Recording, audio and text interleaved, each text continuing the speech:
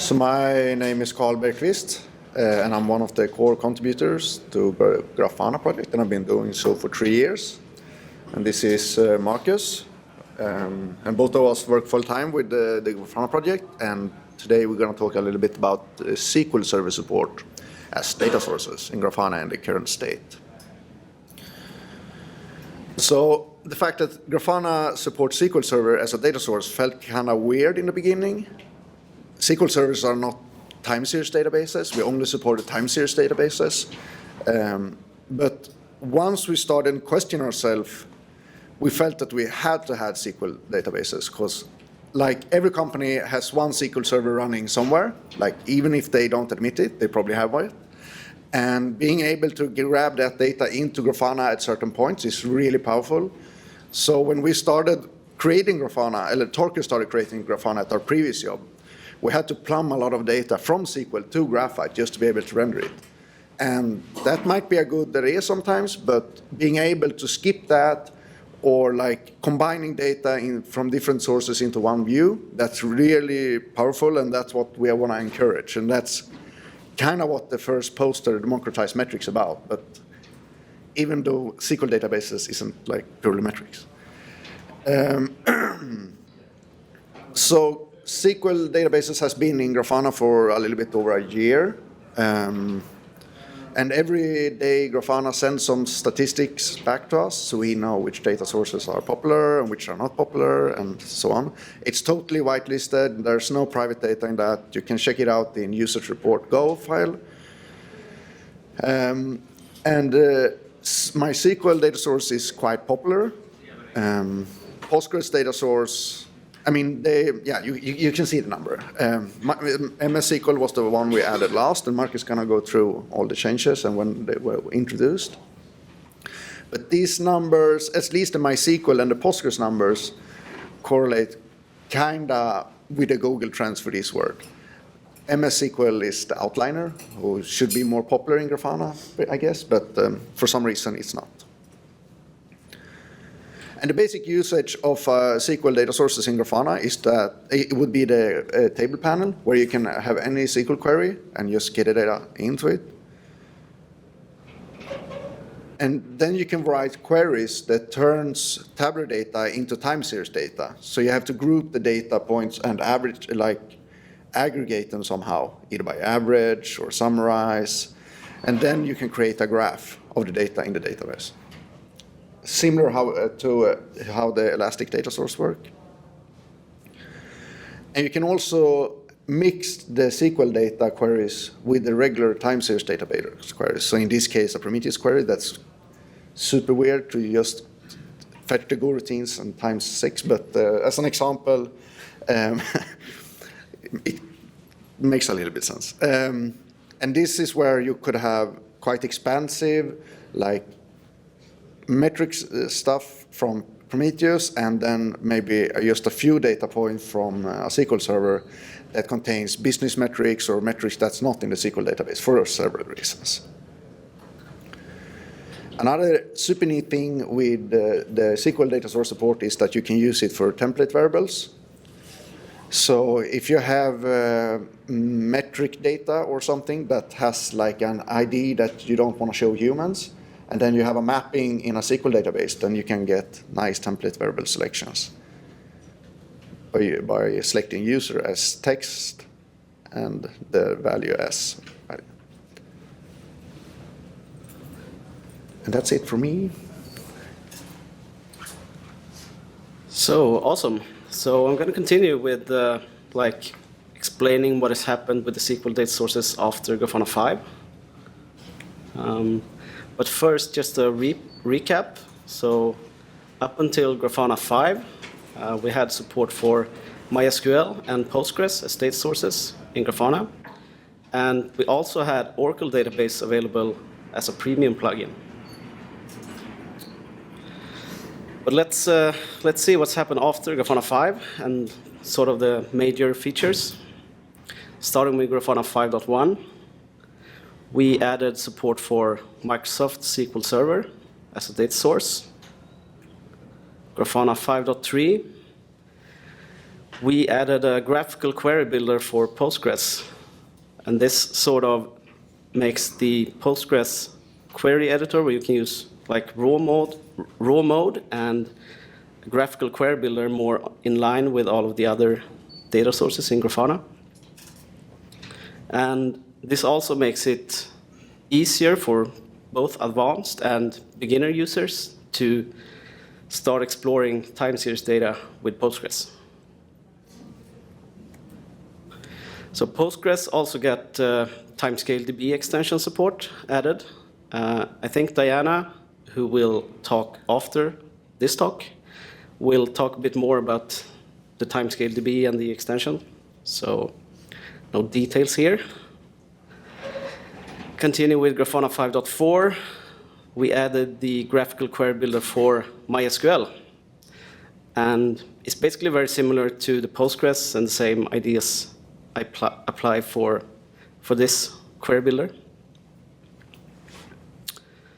So Grafana 6.0, we added support for MySQL SSL.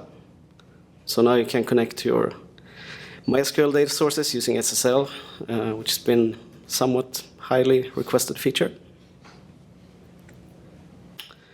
And I would like to take the time to give a shout out to Sven Klem at Timescale. He has contributed the Postgres and MySQL graphical query builders, and a lot of other contributions as well. So just like to thank him. I'm not sure if he's here. All right. He will probably arrive after this talk. But otherwise, he's in the booth at... Oh, you're there. All right.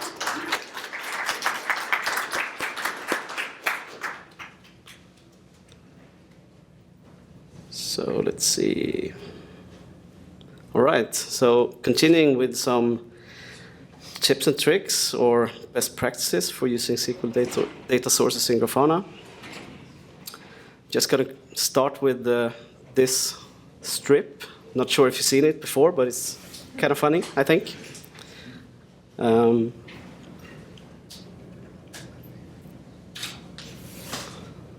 So takeaway from this is you should sanitize your database inputs.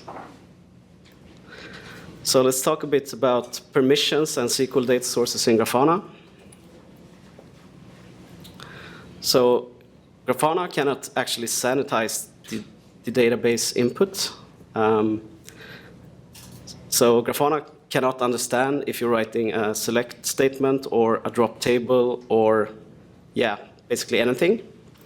So that is why you should always only grant select permissions on the databases and tables for the database user that you configure in Grafana to be used with your SQL data source.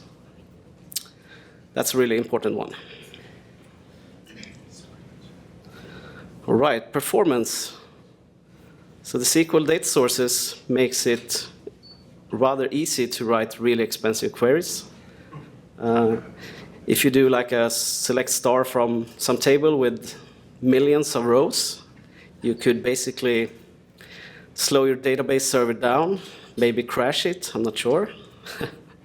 You definitely could hang the browser where Grafana is used.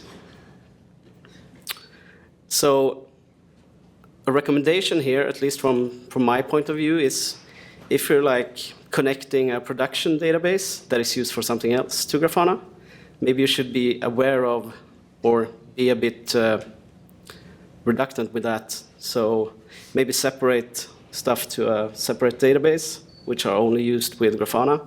So it's similar to the data warehouse kind of thinking. Time zones. All right. This is an exciting topic. So in general, recommendation for Grafana and data sources is basically that you should run them on a server in UTC, like in general. So the thing here is that Grafana's API or backend are only aware of timestamps in UTC. So basically, the timestamps going into Grafana backend and out will always be in UTC.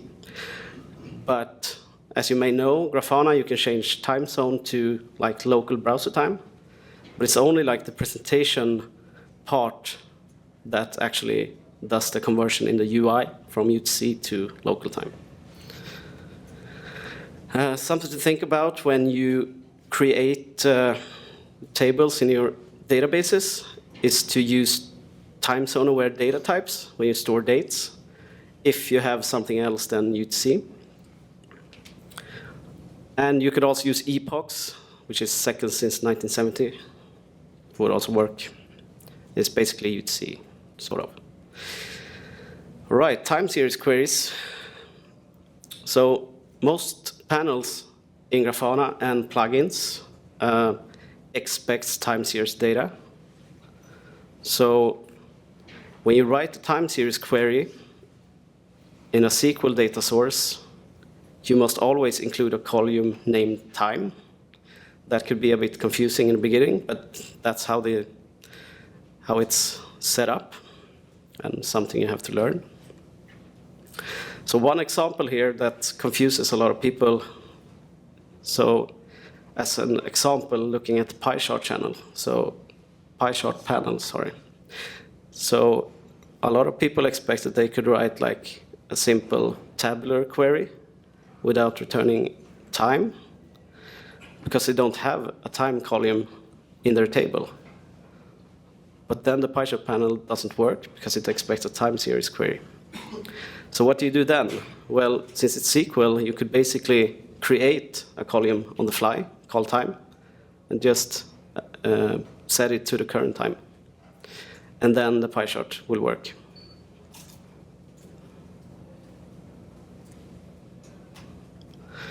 All right, moving on to another example, which we had quite a few questions about. So if you have a graph panel with a stacked bar chart, and if you don't have like data for all series at all intervals, you can end up with a graph that looks like this, sort of weird. So what do you do to fix this? Well, you need to supply a value for every interval to sort it out. And that's where the macro functions comes in with the SQL data sources.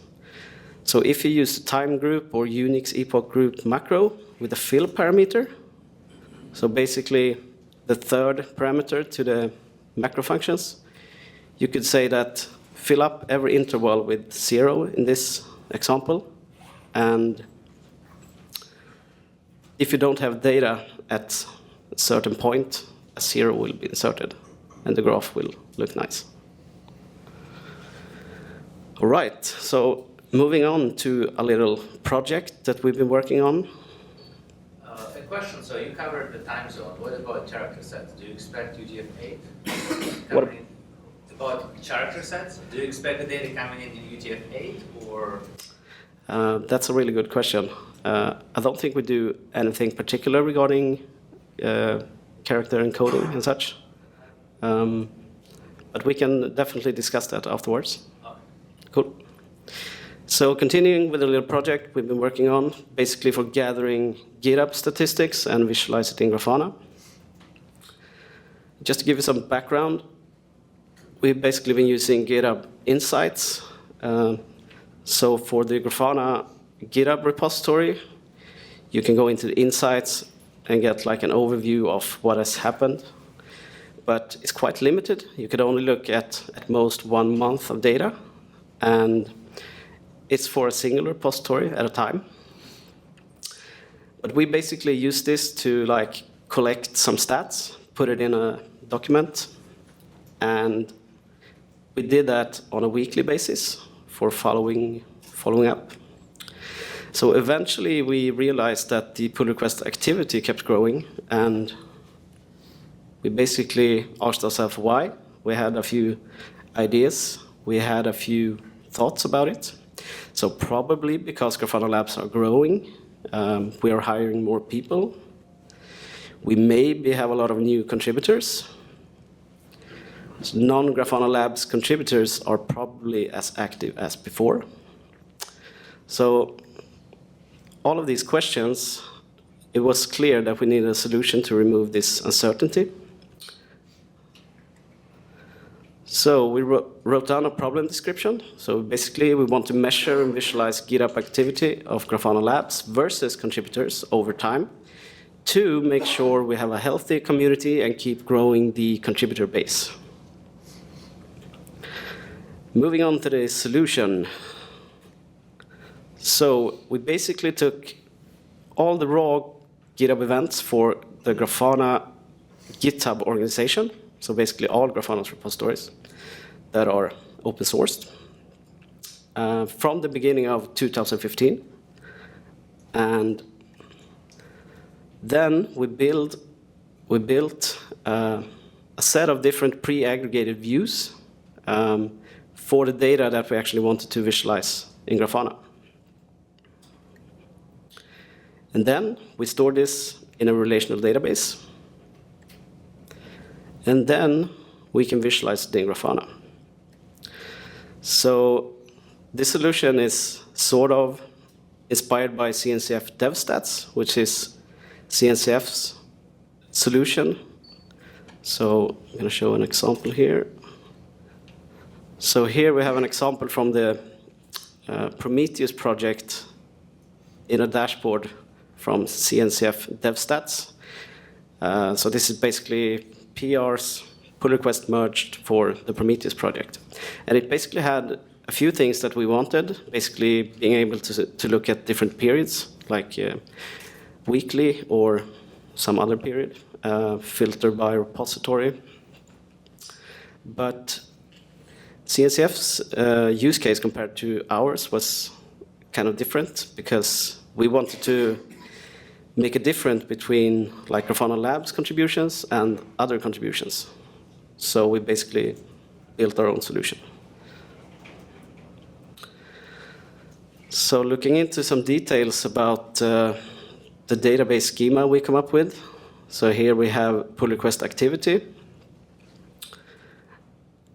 And so we have a time and period column, and the time is actually the beginning of each period. The period here can be like daily, 7 days moving average, weekly, quarterly, monthly, yearly, etc. And the repository and proposed by columns is basically the GitHub repository where the pull request activity happened. And the proposed by is if it was an activity by Grafana Labs contribution or another contributor. So basically we have stored the data that we actually want to visualize in Grafana. Like it's already done. So we have some custom mappings before we actually store it. And then we have a few metric columns that actually store the metrics, basically counters. Yeah. Question. Why do you pre-compute the periods instead of doing like a time series grouping in Grafana? So basically for, I'm going to come to that actually. Okay. Yeah. So we decided on this schema because of the ease of using Grafana. So we wanted to have really simple queries in Grafana. And we wanted to separate sort of business logic and visualization logic. That also relates to having easy queries in Grafana. And for performance reasons, to answer your question, we basically, we felt that it was more convenient to actually have it pre-aggregated. And some other things was that we were building moving averages and cumulative sum and such. And that is new features that have been added to recent version of Postgres or MySQL. So with this solution, we can use a really old version of the database if we want. All right, demo time. Can you still see my screen? Cool. Okay, so I'm gonna go into a dashboard for pull request activity. And I'm gonna start with going into edit mode, just give you a feel of what the query looks like that we're using with this database schema. So it's really simple. According to me, you don't need to have any time groups or anything. And basically only filters according to like the different variables up here. So with this solution, we can actually select contributor, so non-Grafana Labs contributors.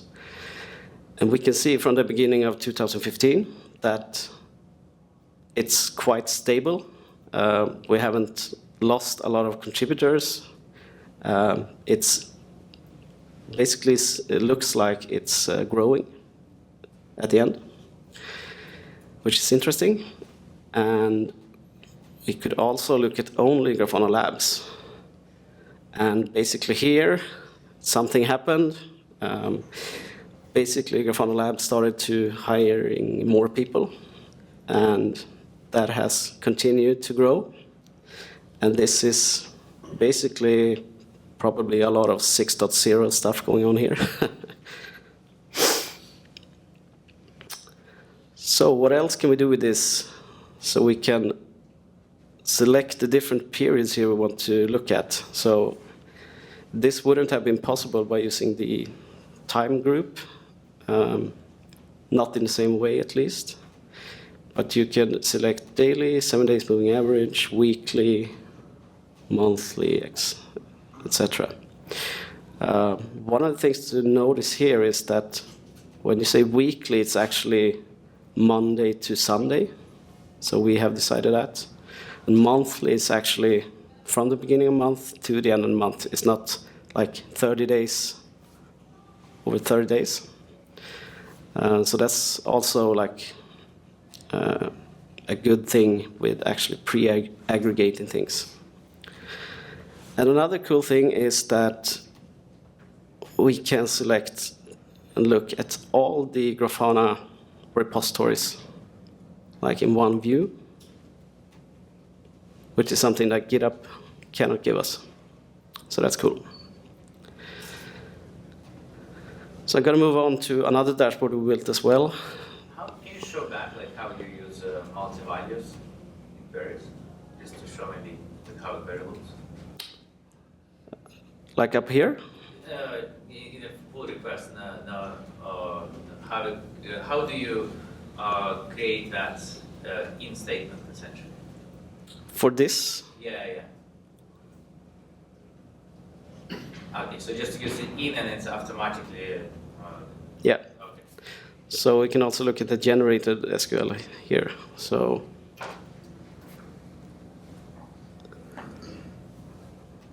if I select all, it will probably take all the values, put it in. Is there an option to do something similar to a like as well? I've had some cases where I need a like and I haven't figured out the syntax for it. Yeah, you should definitely be able to do that. Depends on, I mean, Is that a variable? yeah, so if you have a single value, you should definitely be able to use like a like statement. But I think you want like an entry to Exactly. All right. Not selected, but entry field. All right. Maybe we can look into that afterwards as well, or discuss it later. And also, do you support currently the custom filters like Elastic? So if I can just type X equals colon A equals something.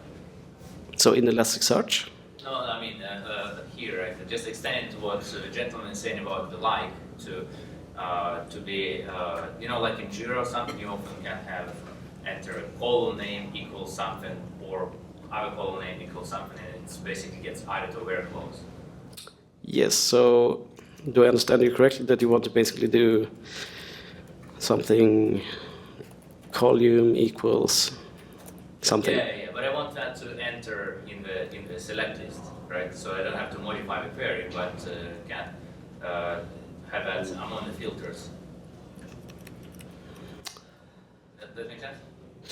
So, not sure. Do you want to like take a variable from here? No, what I'm saying is, you see that you have period, repository, purpose built. I would also say like a custom filter, right? And then you can pretty much enter any SQL expression which gets added to a variable. All right. So, for example, if you have a custom variable. You have ad hoc filter out there, right? Don't you? Oh, ad hoc filter. Yeah. So that is not supported for the SQL data sources. Right. Okay. Currently. Yeah. All right.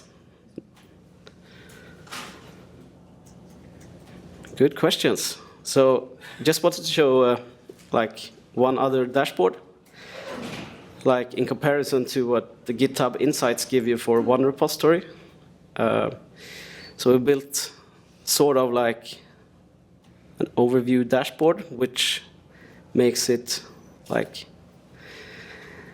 the thought is that it would be suitable to put up on a TV screen or something like that, but you can get a really quick overview of what's happening. And here it is the last 2 years, month over month, which is a great improvement compared to GitHub.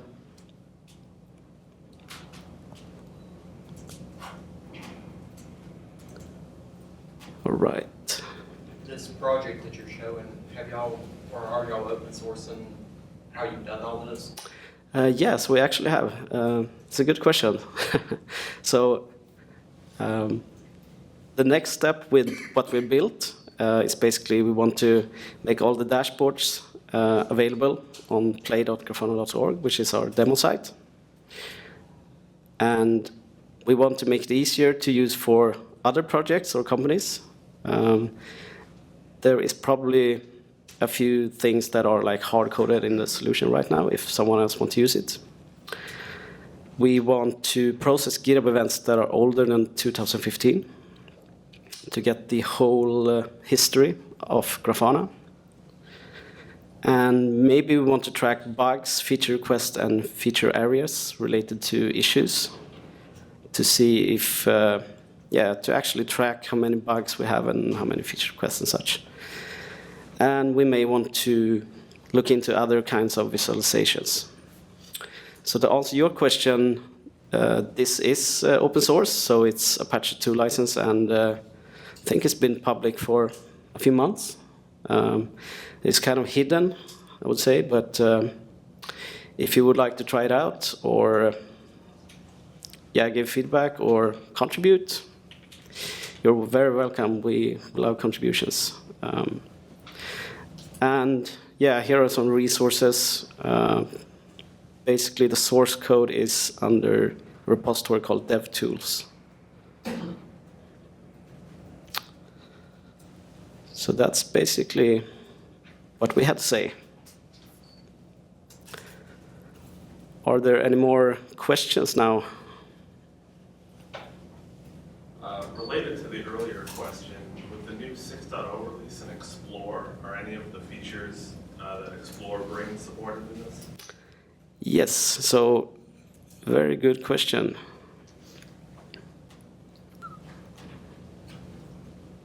So the answer is yes. So as Torkel mentioned in the talk yesterday morning, we support all data sources, but in Explore it's the same query editor as it is in panels or query metric part of panels. So it's the same. So I can basically do, oops.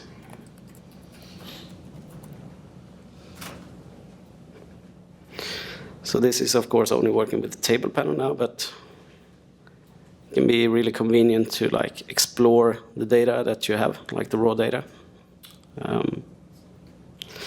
But you can also use the graphical query builder as well to like point and click and such.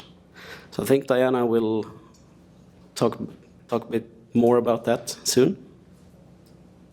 The graphical query builder. Any more questions?